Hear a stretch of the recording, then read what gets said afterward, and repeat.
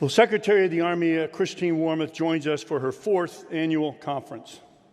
She's honored to serve alongside the men and women of the world's premier land fighting force, the United States Army. Secretary Wormuth served as a special assistant to the President of the United States and Senior Director for Defense at the National Security Council, as well as having served as the Deputy Undersecretary of Defense for Strategy, Plans, and Forces, and then as Undersecretary of Defense for Policy.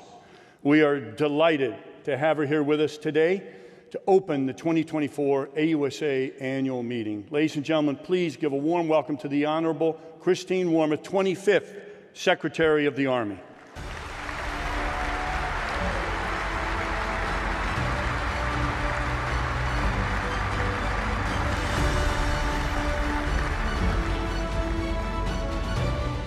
Thank you, General Brown, for your leadership and that very kind introduction. Okay, so we'll try to reset. Hello and good morning, AUSA. Thank you all for being here. And first, I want to especially thank the hundreds of people who put this amazing event together every year.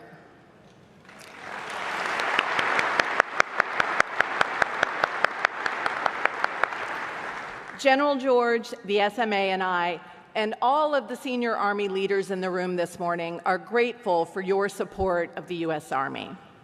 Before we turn to Army business, I'd like to acknowledge the tragic situation in the Southeast in the wake of Hurricanes Helene and Milton.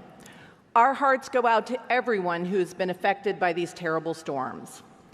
Army National Guard, Corps of Engineers, and active duty soldiers from the 18th Airborne Corps have been conducting rescue and recovery operations, clearing debris, and delivering essential assistance to communities across multiple states. Please join me in recognizing them for their hard work.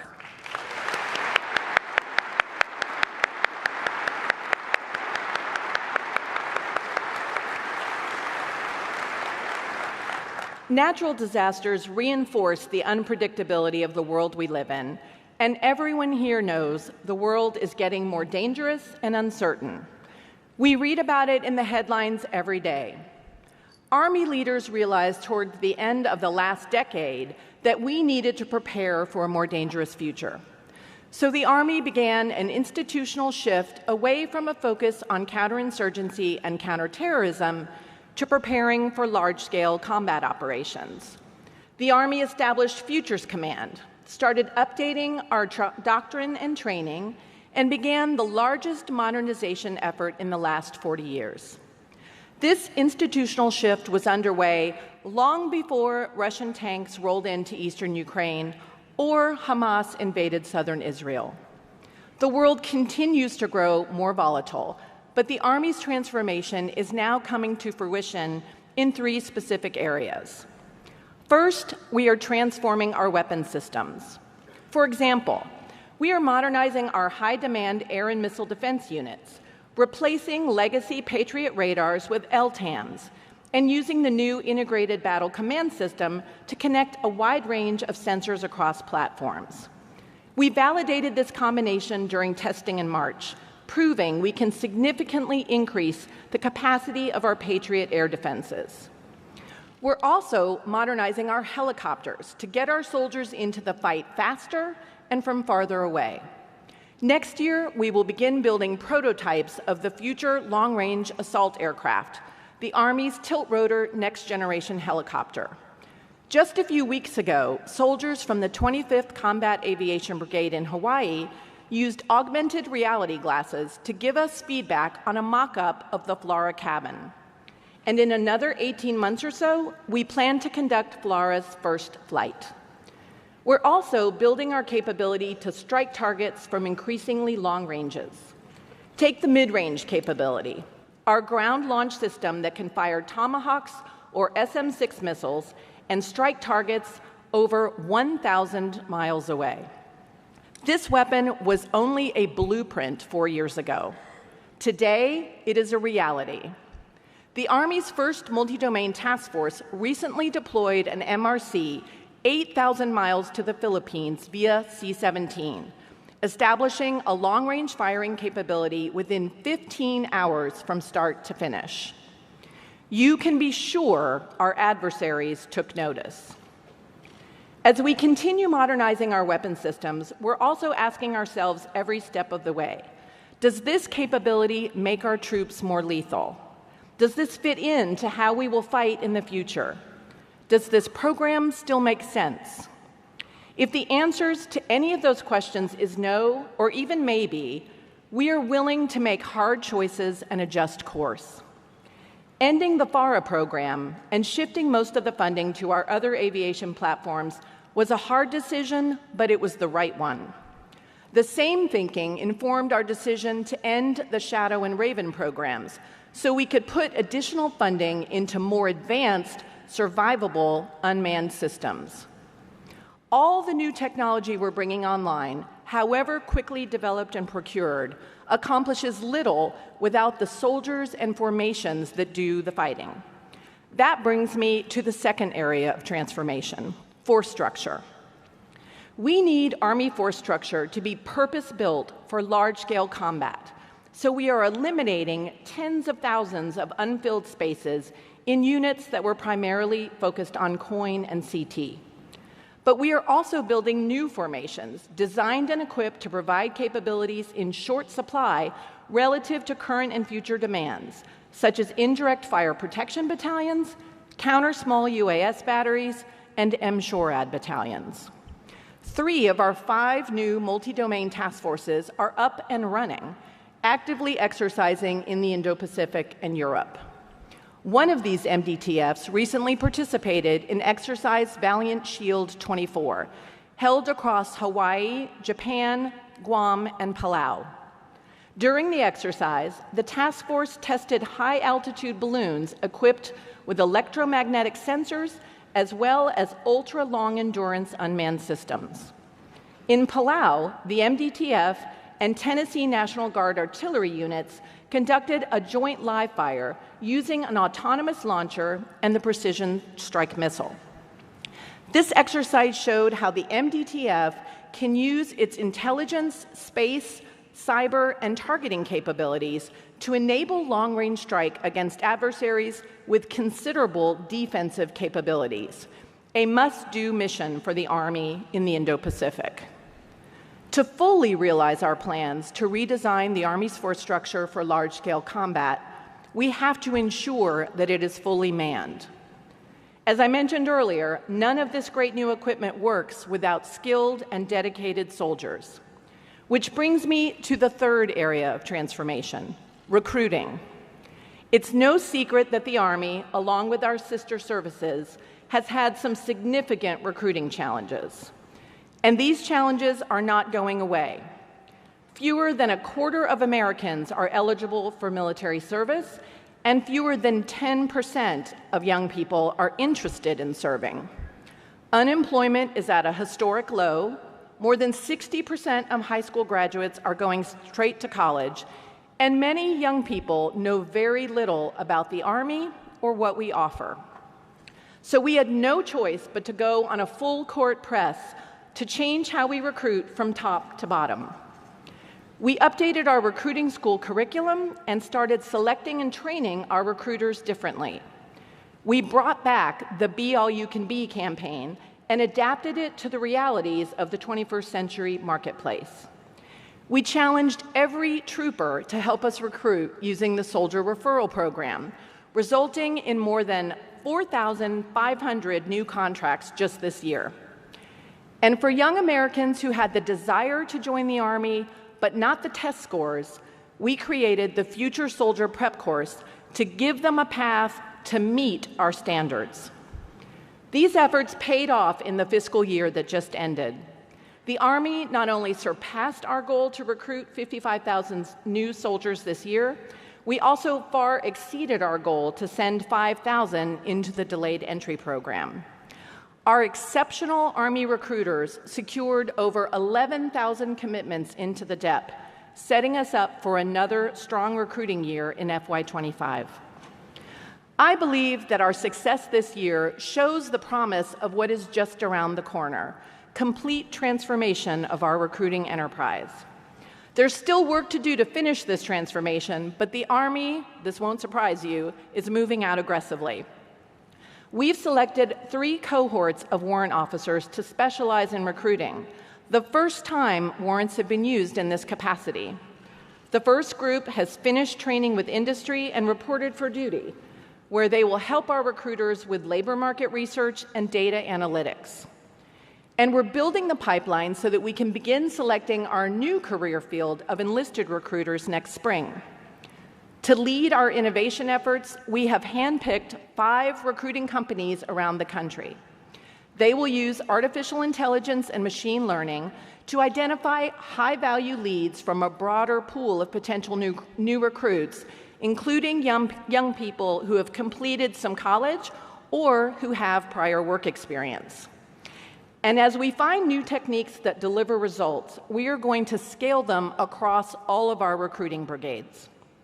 Starting in January, we will pilot a new approach in Miami to let our recruiting professionals focus on doing what they do best, telling the Army story to young people. These recruiters won't be in the recruiting station doing time-consuming administrative tasks. Instead, they will spend their time out in Miami sharing their passion for the Army with potential new soldiers. Looking ahead to fiscal year 2025, I am announcing today that General George and I have set a new goal to recruit 61,000 new soldiers, 6,000 more than this year.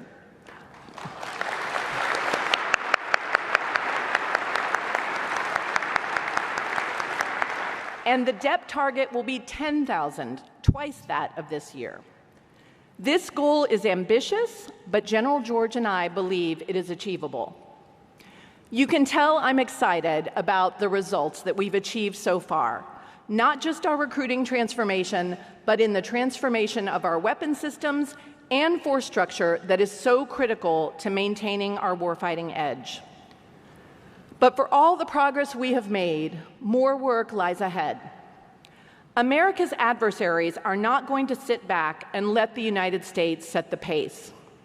Despite being the world's best land fighting force, we need to start thinking and acting more like underdogs.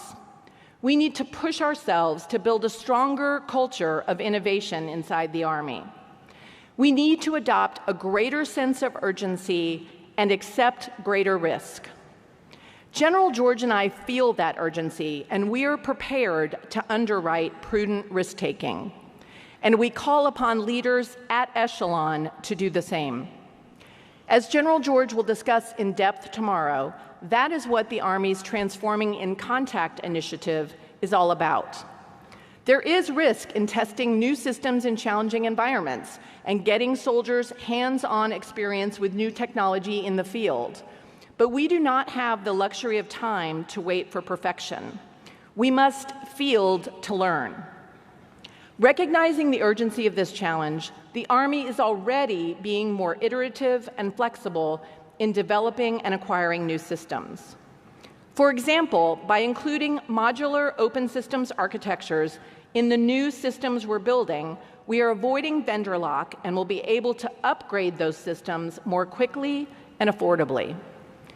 Our new software development policy and software contracting center of excellence at Aberdeen is eliminating bureaucracy and forcing us to use best practices already common in the commercial sector. And we are working with Congress to see if together we can develop more agile funding mechanisms in the areas of unmanned aerial systems, counter-UAS, and electronic warfare.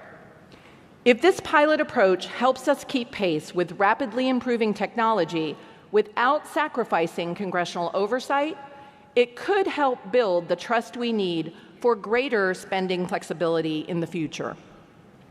But there's even more we can and should do to innovate and scale new systems across the Army. We should push ourselves to do more to improve our requirements process. For example, we need requirements that are specific enough to help us solve a clear operational problem, but not so prescriptive that it becomes difficult to adapt during the capability development process.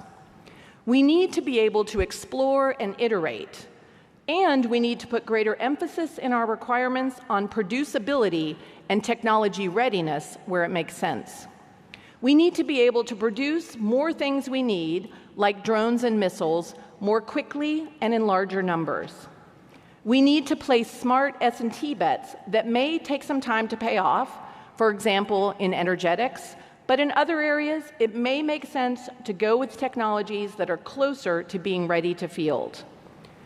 Our requirements need to reflect that.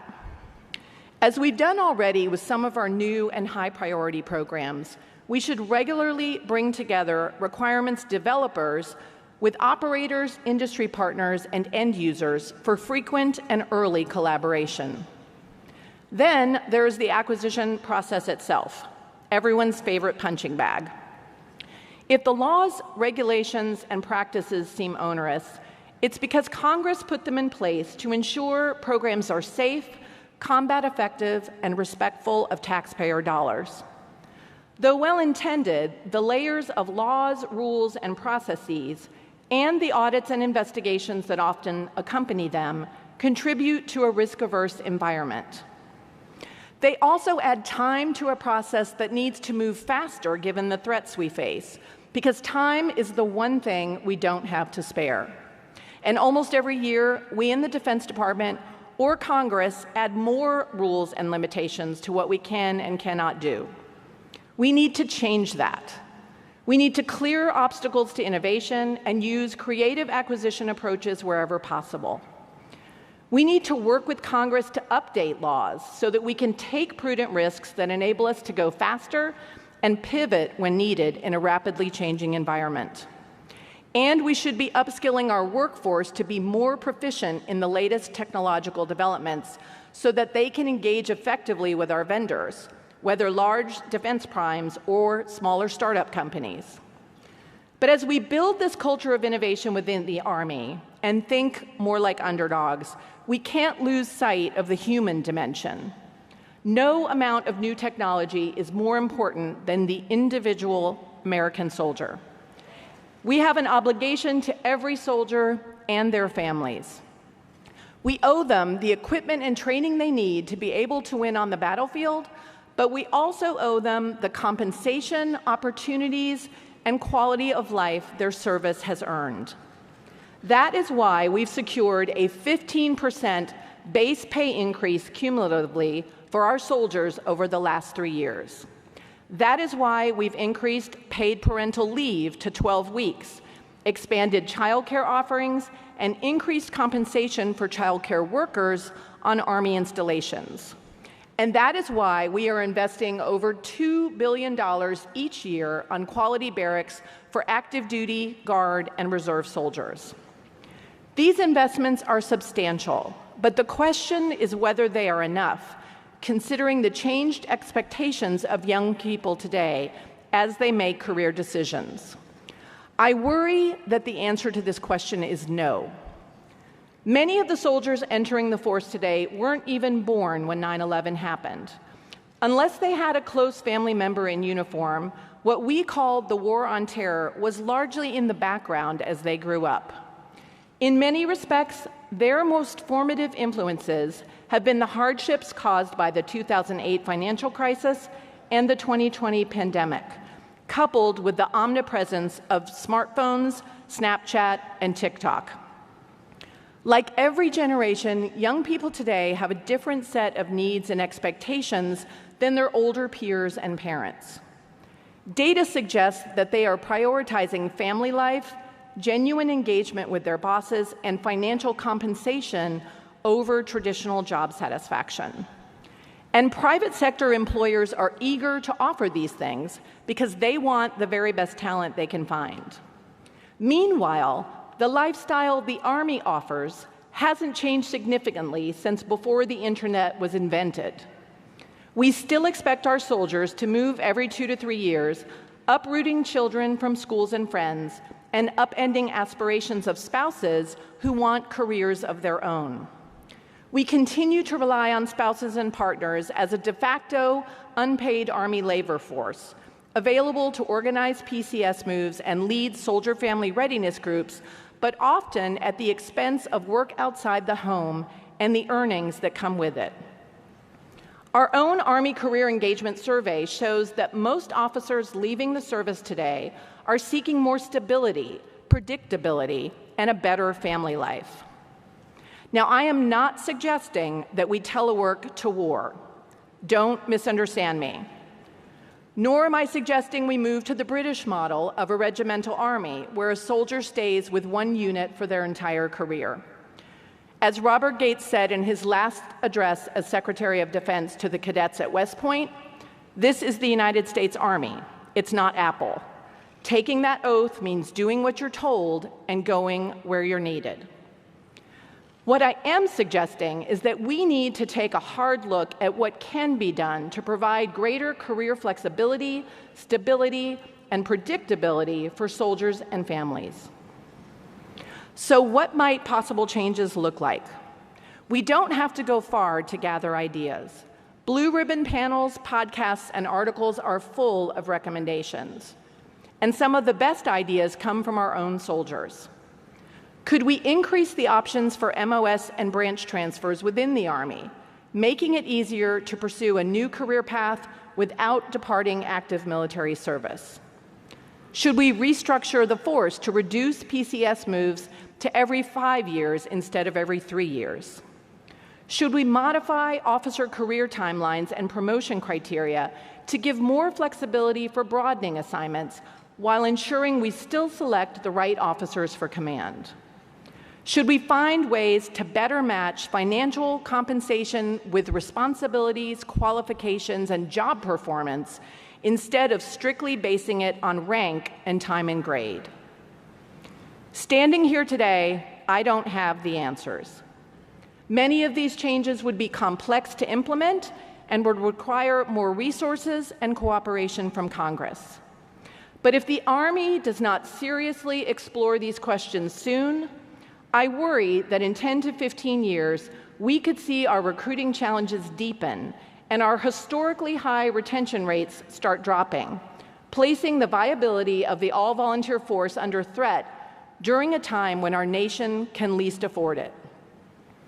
Finding answers and making institutional changes this complex will require foresight, leadership, and cooperation from the entire Army and beyond.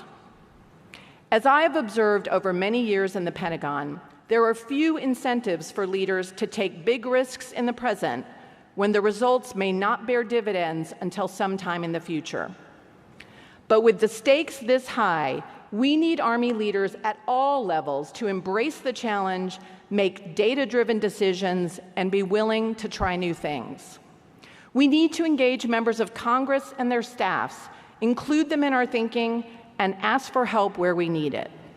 We need to talk to the press and the public about what we're trying to do and why it's important. If we do that, real change is possible. Because I have confidence in the United States Army's ability to solve problems and innovate. This is the Army that went from riding horses to driving tanks. This is the Army that embraced aircraft and birthed the Air Force. This is the Army that sustained 2 decades of repeated deployments and heavy combat after 9/11. A force straining and bending, but never breaking, never failing to rise to the challenge and accomplish the mission. We are on the eve of celebrating 250 years as an Army. For 2.5 centuries, soldiers from across our country have represented the Army values and the principles of our Constitution. They represent the hope that is fundamentally American and the eternal promise of freedom, liberty, and justice. They are the ones who choose to serve. And in return, we owe them an Army that can adapt and innovate faster than our enemies. We owe them a life in the Army that doesn't force them to choose year after year between what the Army needs and what their families need. I know the Army can count on the vast network of people in this room and beyond, industry, Congress, uniformed and civilian leaders, families, and communities across the country, to live up to these obligations and embrace the challenges that lie ahead. Thank you very much.